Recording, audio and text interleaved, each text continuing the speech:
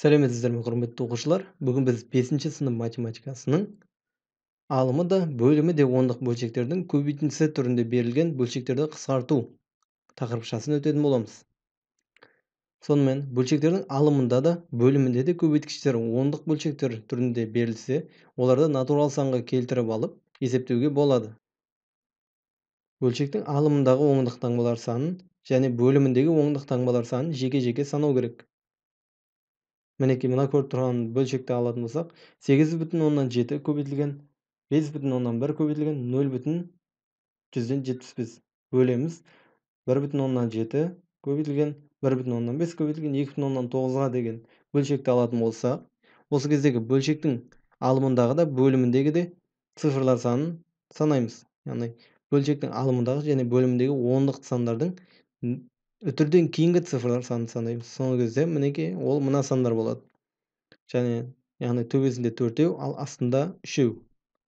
Сонымен табылған ондық таңбалардың ең көп сандай нөлдері бар разряд бөлшектеріне бөлшектің алымында бөлімінде көбейту керек. Сол кезде бөлшектің алымындағы және бөліміндегі ондық бөлшектердің орнына натурал сандар шығады. Мінекей біз көріп отқанымыздай 10.000 деген цифрға көбейтеміз, себебі бұл жерде бөлшектің алымында 4 цифр бар, ал алымында бөлімінде 3-еу бар. Сонымен алымында 4 цифр болғандықтан біз 4 нолі бар 10.000 деген санға көбейтеміз. Мінекей көбейткен кезде бізде 8,7 саны 87 болады, 5,1 саны 51 болады, ал 0,75 саны 75 болады. Осылай натурал сандарға айналады. Ал бөлімінде болатын болса, бізде 1 нөл артық болғандықтан дәл сол жағдайлар орындайды, бірақ 1,5 саны 150 деген санға көбейтеді. Өйткені бұл жерде бізде 3 цифрға ғана керек болған, бірақ 1 нөл артық болғандықтан оны 150 санына айналдыра салдық. Және қажет болған жағдайда біз оларды әне бөлшектерді қысқарту ережесін бойынша қысқарту керек. Мінекей.